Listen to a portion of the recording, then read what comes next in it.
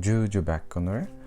Dear Dhamma friends, today I'm back with another important video. So we know that recently we have been sharing, listening, chanting the Ratana Sutta, the jewel discourse.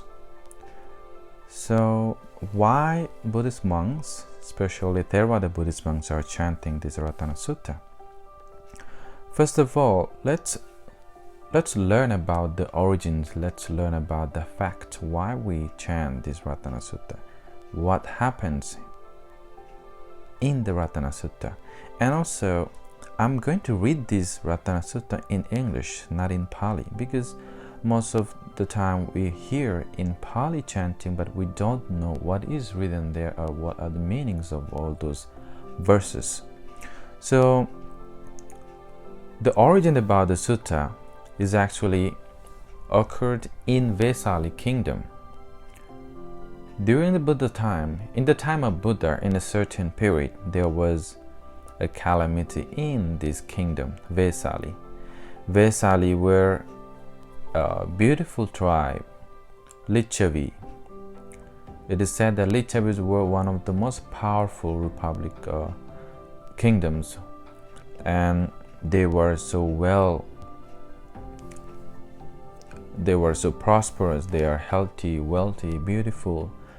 But in a time, a calamity attacked their kingdom. So they had three types of calamities, which we call fears, or some natural disasters happened to that kingdom.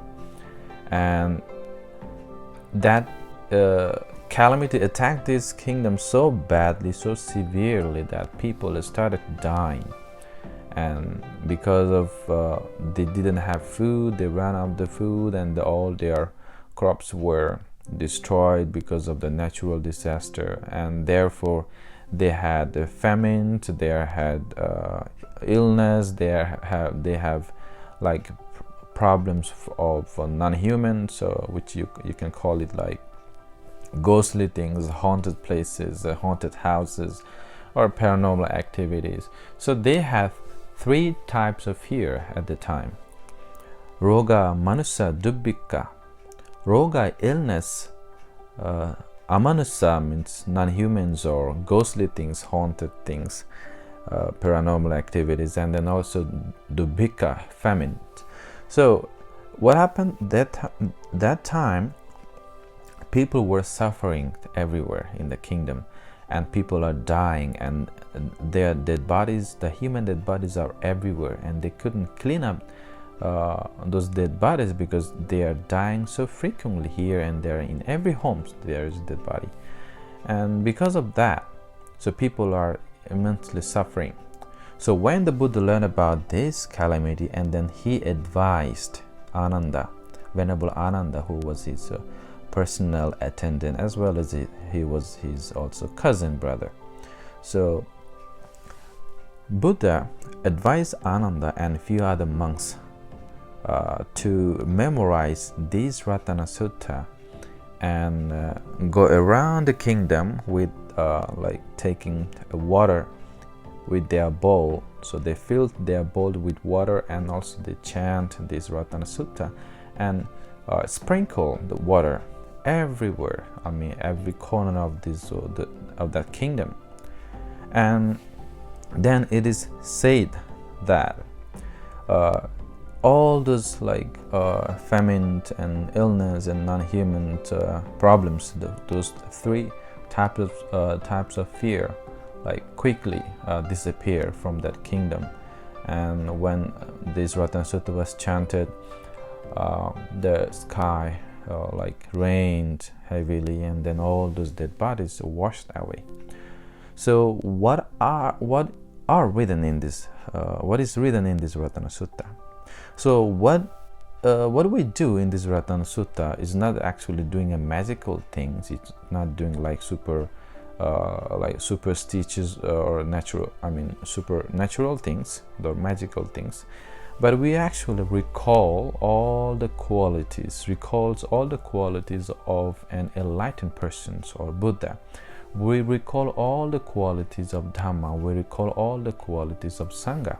The qualities of this Buddha, Dhamma, and Sangha, these triple gems, are immeasurable, countless, or limitless. They don't have any boundaries, because they are boundless. They have no boundaries. They are so huge, the amount of those qualities. So we recall all these qualities of Buddha, Dhamma, and Sangha. And what we do a Sacca Adhiṭṭhāna. Sacca Adhiṭṭhāna is in Pali, which means the determination of truth. So we recall all our good things, not only ours, but everyone's good things, all these meritorious deeds, wholesome deeds we have done in this life, and also even in our previous lives. And also we recall all the qualities of Buddha, Dhamma, and Sangha, and why they are so important, why they are so great. We will see in this Ratana Sutta in the meaning, in the English translations. So in this Sacca Adhiṭṭhāna, or in this truth, determination of the truth, we wish with our own good actions. May all beings be happy, may they be peaceful, and we just have a very powerful wish, gathering all these good qualities, and we wish these good things, well-beings for everyone. So in this Ratana Sutta we have 17 verses. So first two, which are first and second stanzas, actually addressing to all those beings, especially like terrestrial and celestial beings. And then third one is about the Buddha, fourth and fifth one is about the Dhamma. And other next 6 stanzas, like 6, 7, 8, 9, 10, 11, they are about the Sangha, the qualities of the Sangha, the power of the Sangha. And then 12, 13, 14 again is about Buddha, Dhamma, and Sangha respectively. And the last 3, 15, 16, and 17 are spoken by the Sacca, the Lord of Gods. So let's see what is written in this Ratana Sutta. And I know everyone is familiar with the Pali, so I'm going to read for you in English language, so you can understand what is actually written in this Ratana Sutta.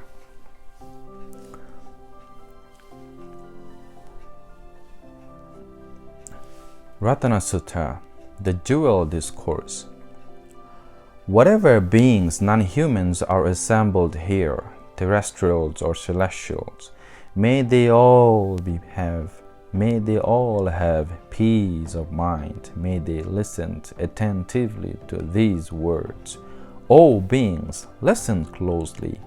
May you all radiate loving kindness to those human beings who, by day and night, bring offerings to you, offer merit to you. Wherefore, protect them with diligence. Whatever treasure there be either in the world beyond, whatever precious jewel there be in the heavenly worlds, there is not comparable to the Tathagata, the perfect one. This precious jewel is the Buddha. By this asseveration of the truth, may there be happiness.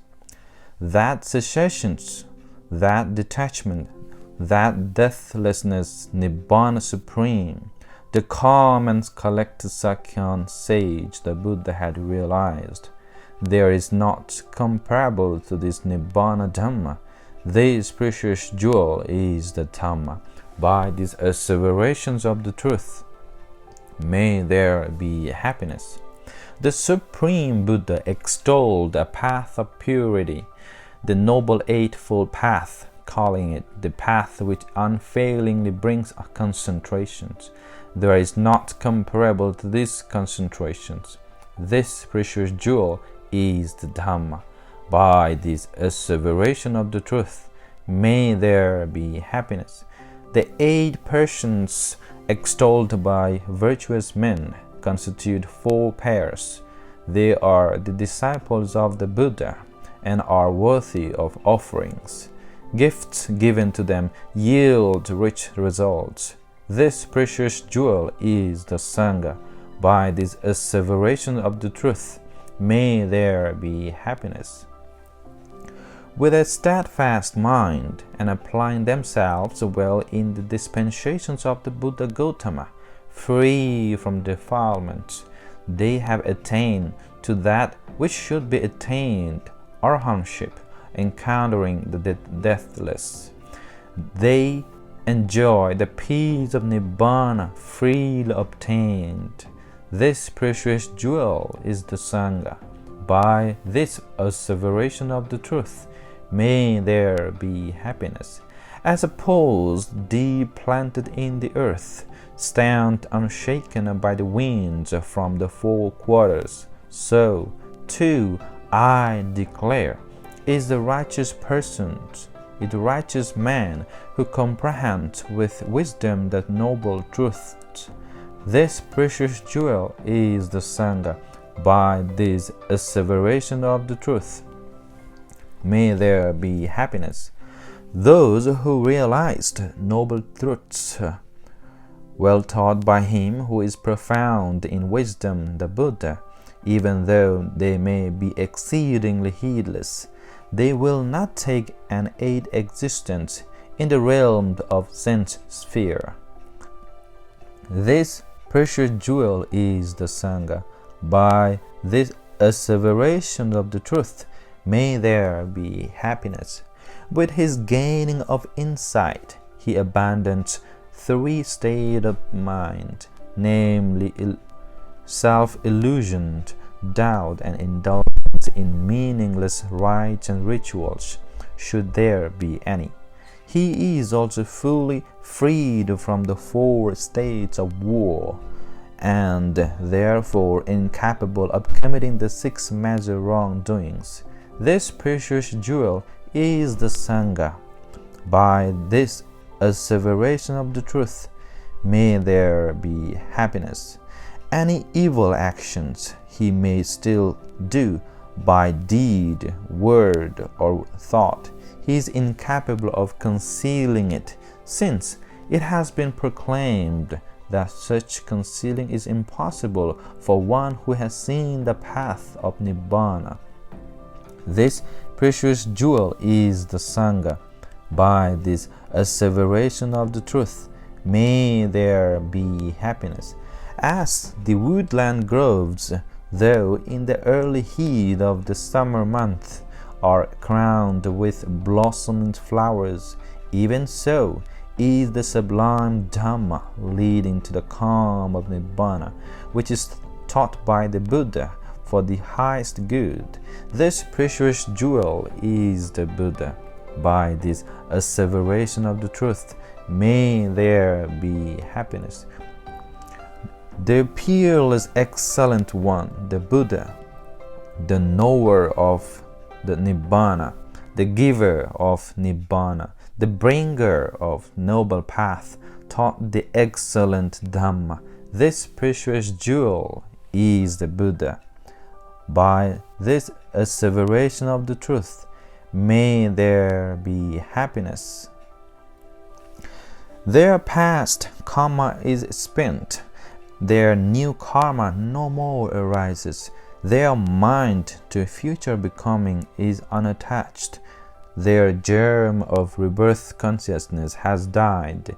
They have no more desire for real living. Those wise men fade out of existence as the flame of this lamp which has just faded away. This precious jewel is the Sangha. By this asseveration of the truth, may there be happiness. So last 3 stanzas, 15 and 16 and 17, are spoken by the Sacca, the Lord of the Gods. So he spoke like this: whatever beings non-human are assembled here, terrestrials or celestial, Come, let us salute the Buddha, the Tathagata, the Perfect One, honored by gods and men. May there be happiness. Whatever beings are assembled here, terrestrial or celestial, come, let us salute the perfect Dhamma, honored by gods and men. May there be happiness. Whatever beings are assembled here, terrestrial or celestial, come, let us salute the perfect Sangha, honored by gods and men. May there be happiness. Sadhu, sadhu, sadhu, sadhu. Bhavatu sabba mangalam, bhavatu sabba mangalam, bhavatu sabba mangalam. May all beings be happy. May all beings be peaceful. May all beings be happy. May all beings be peaceful. May all beings be happy. May all beings be peaceful.